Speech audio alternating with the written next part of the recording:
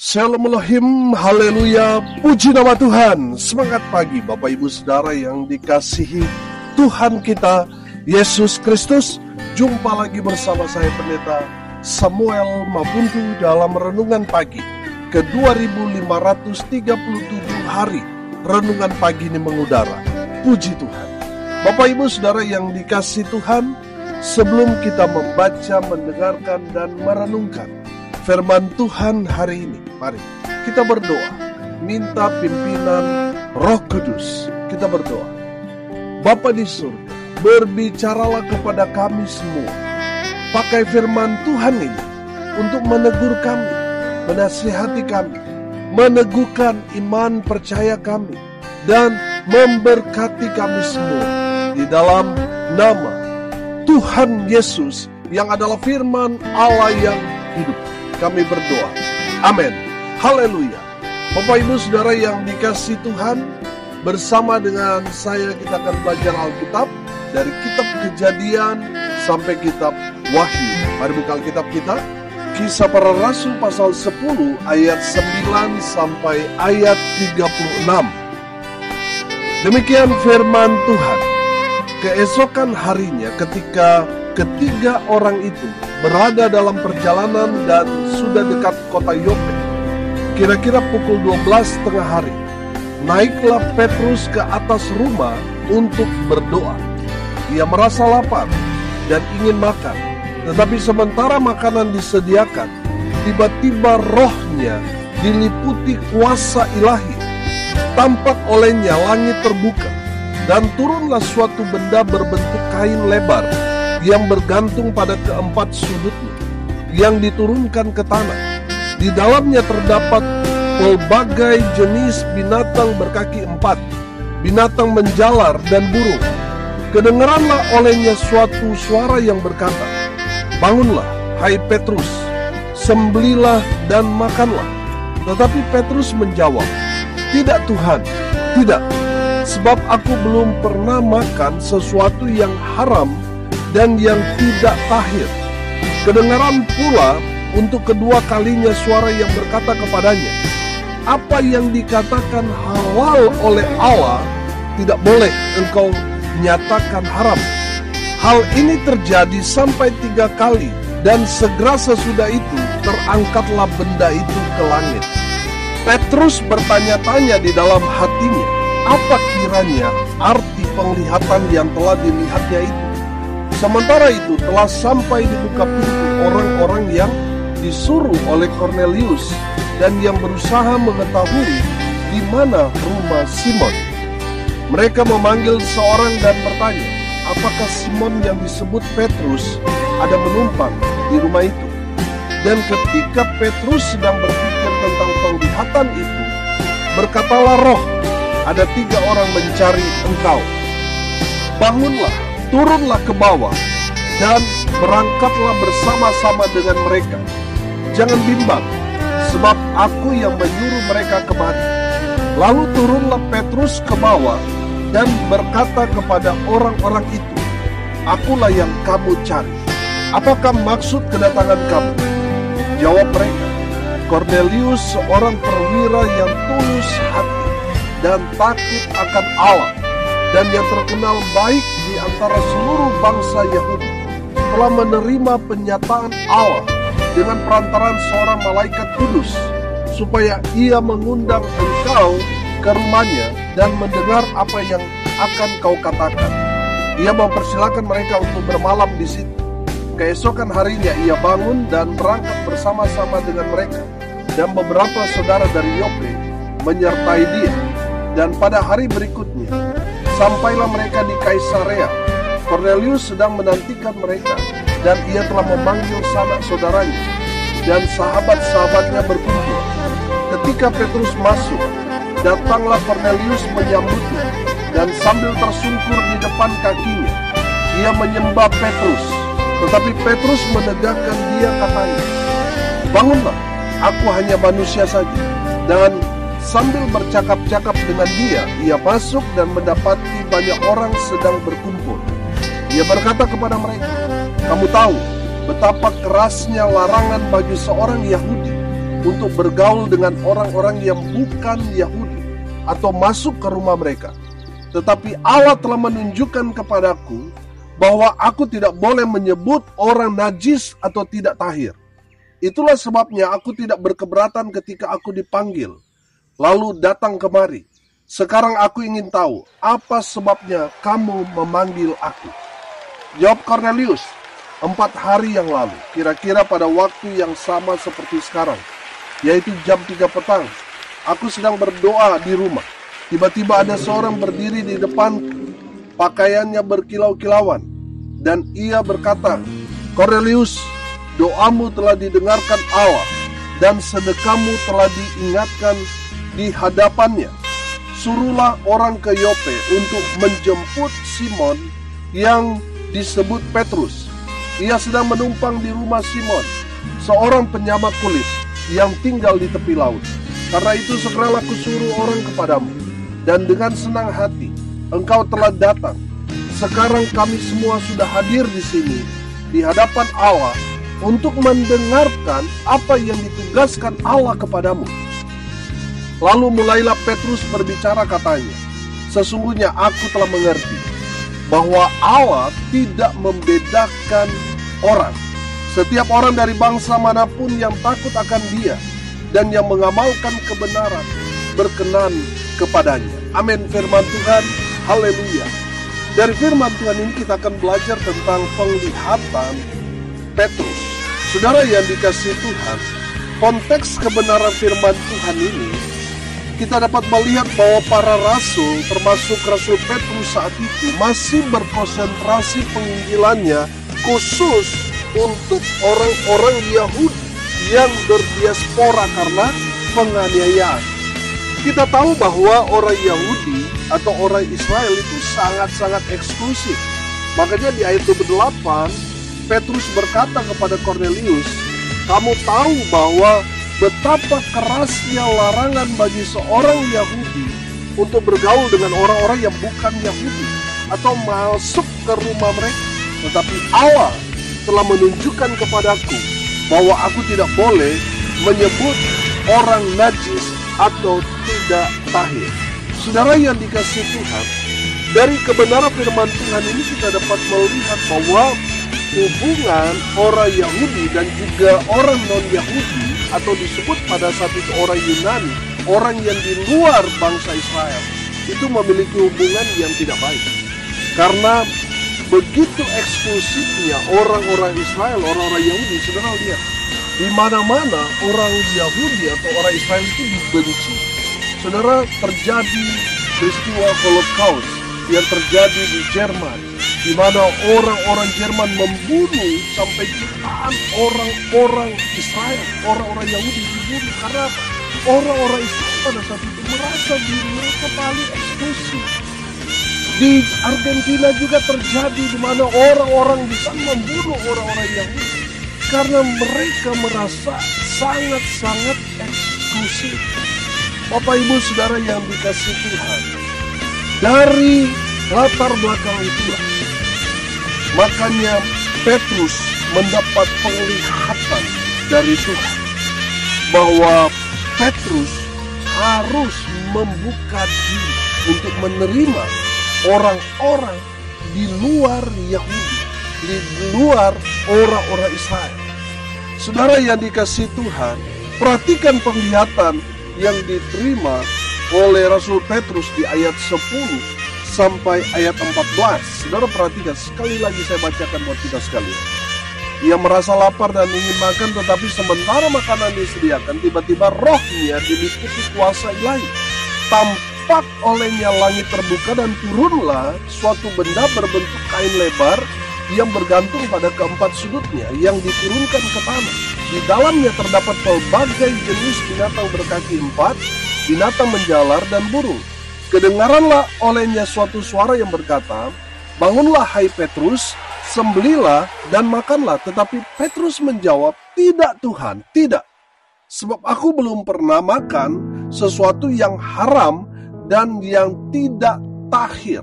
Bapak Ibu Saudara yang dikasihi Tuhan, perhatikan apa yang dilihat Petrus. Semua binatang yang haram. Petrus mendengar dengan jelas ada suara yang berkata, "Sembelilah dan makanlah." Saudara yang dikasihi Tuhan, perhatikan jawaban Petrus di ayat 14 itu. Saudara yang dikasihi Tuhan, Petrus jelas menolak dengan berkata, "Tidak Tuhan, tidak. Sebab aku belum pernah makan sesuatu yang haram dan yang tidak tahir." Saudara, 3 kali berturut-turut penglihatan itu datang kepada Petrus dan 3 kali juga Petrus menolak. Sejak kejadian itu, Petrus terus bertanya-tanya apa arti dari penglihatan itu. Rasul Petrus baru paham arti dari penglihatan itu ketika dia berjumpa dengan Kornelius. Saudara yang dikasihi Tuhan, ketika Petrus berjumpa dengan Kornelius, Rasul Petrus mendapat jawaban dari Tuhan apa arti penglihatan itu. Apa arti penglihatan yang dilihat Petrus itu? Yang pertama, saudara perhatikan, binatang yang haram itu berarti orang-orang kafir. Orang-orang Yahudi memberikan nama kepada orang-orang non-Yahudi itu orang kafir, yang sama artinya itu dengan binatang, saudara. Bapak Ibu Saudara yang dikasihi Tuhan, dengar ini baik-baik. Penglihatan itu memberikan makna kepada Rasul Petrus bahwa mereka yang kafir itu, mereka juga perlu diselamatkan. Amin. Jadi keselamatan tidak lagi untuk satu bangsa, yaitu bangsa Israel, tapi untuk semua bangsa. Amin. Haleluya. Bapak Ibu Saudara yang dikasihi Tuhan, kita bersyukur bangsa Israel mengeraskan hati. Mereka menolak untuk percaya kepada Tuhan Yesus. Karena mereka mengeraskan hati, mereka menolak kemesiasan Yesus Kristus. Akhirnya apa, saudara? Keselamatan itu terbuka untuk semua bangsa. Bangsa-bangsa yang tadinya dikatakan kafir oleh orang-orang Yahudi, orang-orang Israel, sekarang keselamatan itu juga buat mereka, orang-orang yang disebut orang-orang Israel itu orang-orang kafir, bangsa-bangsa kafir, orang-orang yang tidak percaya pada Tuhan Yesus. Keselamatan dari Tuhan Yesus Kristus itu juga Tuhan berikan buat mereka. Amin. Haleluya. Bapak Ibu Saudara yang dikasihi Tuhan, kalau kita belajar dalam konsep keselamatan bangsa Israel di zaman PL, keselamatan itu ya hanya untuk mereka, bangsa pilihan Allah. Kita tidak boleh protes. Kalau kita mau selamat pada saat itu, kita harus seperti Kornelius. Kita harus hidup mendukung, mensupport orang-orang Israel. Saudara yang dikasihi Tuhan, orang-orang yang selamat dalam konteks di zaman PL adalah orang yang menggabungkan diri mereka dengan umat pilihan Tuhan. Saudara, di dalam kebenaran firman Tuhan itu, keselamatan itu bukan lagi untuk satu bangsa, tapi untuk seluruh bangsa. Amin. Haleluya. Yang kedua, saudara, kita belajar dari kebenaran firman Tuhan ini. Siapa mereka, orang-orang yang diselamatkan? Sudah perhatikan ayat 34 dan ayat 35. Firman Tuhan dikatakan, lalu mulailah Petrus berbicara, katanya, sesungguhnya aku telah mengerti bahwa Allah tidak membedakan orang. Setiap orang dari bangsa manapun yang takut akan Dia dan yang mengamalkan kebenaran, berkenan kepadanya. Siapa orang-orang yang diselamatkan itu? Adalah mereka yang percaya kepada Tuhan Yesus. Amin. Mereka yang percaya kepada Tuhan Yesus sudah pasti diselamatkan. Orang-orang yang hidup takut akan Tuhan, mengamalkan kebenaran sama seperti Kornelius, mereka orang-orang yang diselamatkan. Amin. Saudara yang dikasihi Tuhan, jangan sampai kita radikal, fanatik, tapi keliru. Banyak orang, saudara, Kristen tanpa pertobatan atau Kristen KTP, saudara. Tapi mereka kalau disuruh untuk bela agama, wah, mereka paling terdepan. Betul? Saudara yang dikasihi Tuhan, dengar ini baik-baik. Saudara sudah menjadi orang Kristen, tapi saudara masih ragu, tidak percaya pada Tuhan Yesus. Neraka tempat saudara. Saudara tidak hidup takut akan Tuhan. Saudara selalu hidup dalam dosa, malah bergemar berbuat dosa. Saudara tidak mengamalkan kebenaran, tidak melakukan perintah Tuhan. Saudara dengar ini baik. Neraka tempat saudara. Saudara yang dikasihi Tuhan, mengamalkan kebenaran artinya apa? Kita mau melakukan apa yang menjadi perintah Tuhan dalam kehidupan kita. Jangan sampai kita mengaku orang Kristen tetapi kita tidak melakukan perintah Tuhan. Kita tidak memberitakan Injil Kerajaan Allah. Dengar ini baik-baik, neraka tempat saudara. Makanya di dalam Injil Matius pasal 7 di sana saudara menceritakan ada orang yang sudah melakukan banyak mujizat, mengusir setan-setan, diberikan karunia bernubuat. Tetapi kalau mereka tidak melakukan kehendak Tuhan, mereka akan dicampakkan ke dalam api yang menyala-nyala. Saudara yang dikasihi Tuhan, apa kehendak Tuhan? Kehendak Tuhan dalam kehidupan kita melakukan perintah Tuhan, memberitakan Injil Kerajaan. Saudara dan saya sudah diselamatkan karena Injil. Oleh karena itu saudara, mari kita pergi memberitakan Injil Kerajaan Allah kepada semua orang, supaya mereka yang mendengar Injil dari kita, mereka boleh percaya kepada Tuhan Yesus. Amin. Dan nama saudara terdaftar dalam kerajaan surga. Haleluya. Bapak Ibu Saudara yang dikasihi Tuhan, dari kebenaran firman Tuhan ini kita belajar. Apa arti penglihatan Rasul Petrus? Yang pertama, kita belajar bahwa keselamatan tidak lagi untuk satu bangsa, tidak lagi hanya bangsa Israel, tetapi untuk semua bangsa. Amin. Dan yang kedua, orang-orang yang diselamatkan, siapa saja mereka? Mereka yang percaya kepada Tuhan Yesus, mereka yang hidup takut akan Tuhan, mereka yang mengamalkan kebenaran dalam kehidupan mereka. Mereka lah orang-orang yang mendapat tempat bersama dengan orang-orang percaya dalam kerajaan sorga. Haleluya. Bapak Ibu Saudara yang dikasihi Tuhan, kita harusnya bersyukur bahwa kita orang yang disebut kafir karena kita bukan keluarga negara Israel, tapi kita mendapat keselamatan dari Tuhan. Amin. Saudara yang dikasihi Tuhan, mari kita mau terus bersyukur kepada Tuhan. Amin. Cara kita bersyukur apa? Kita datang beribadah kepada Tuhan. Amin. Jadi saudara yang dikasihi Tuhan, orang yang tidak tahu bersyukur itu sudah tahu hari Minggu, hari yang kita pergi beribadah kepada Tuhan, tapi kita tidak datang. Kita malas dengan mencari uang. Kita sibuk dengan kesibukan kita, hobi kita, sampai kita tidak beribadah. Saudara, saya mau bilang, orang yang surga adalah orang yang tidak perlu di hari-hari ibadah nggak datang, tidak beribadah, itu orang surga. Tapi orang-orang yang rendah hati, orang-orang yang tahu pasti rendah hati, pasti dia mau datang beribadah kepada Tuhan Yesus Kristus. Orang-orang seperti itu, orang-orang yang mendapat keselamatan dari Tuhan. Haleluya. Mari kita berdoa.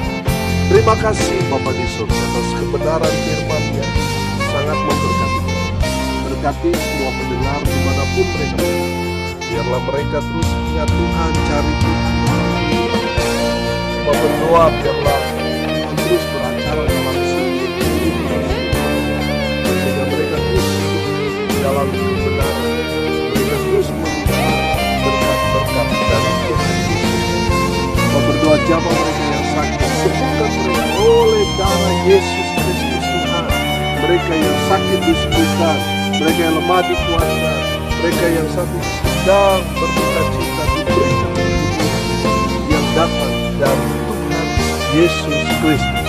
Kami juga menyerahkan anak itu ke dalam tangan Tuhan.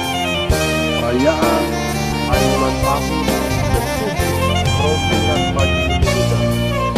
Bapa di surga mau berdoa biar Tuhan yang ambil alih acara, biar Tuhan yang menunjukkan kuasa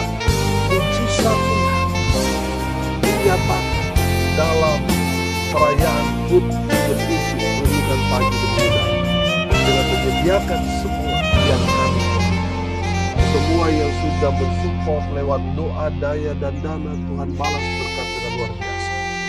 Mereka yang mengambil bagian dalam pelayanan ini, Tuhan mengurapi dan memberkati mereka semua. Mereka yang datang, mereka yang hadir dalam ibadah syukur hari ulang tahun ke-7 Renungan Pagi ini mengudara di Hotel Infinity Eight, Jimbaran, Bali. Semua dilawat berkat-berkat Tuhan. Hamba berdoa biarlah berkat surga turun memenuhi semua pendengar. Bapak Ibu, saudara yang dikasihi Tuhan, arahkanlah hatimu kepada Tuhan. Terimalah berkat dari Tuhan Yesus. Tuhan memberkati engkau dan melindungi engkau. Tuhan menyinari engkau dengan wajah-Nya dan memberi engkau kasih karunia. Tuhan menghadapkan wajah-Nya kepadamu dan memberi engkau damai sejahtera. Di dalam nama Tuhan Yesus yang adalah sumber segala berkat, yang percaya diberkati Tuhan, katakan amin. Puji Tuhan. Bapak Ibu saudara yang dikasihi Tuhan, kalau saudara merasa diberkati melalui renungan pagi, bagikan juga kepada saudara-saudara yang lain supaya mereka juga diberkati. Karena untungnya kita dipanggil untuk jadi berkat. Salam kasih Tuhan. Saya Pendeta Samuel Maukutu. Sampai jumpa besok pagi. Tuhan Yesus memberkati kita semua. Haleluya.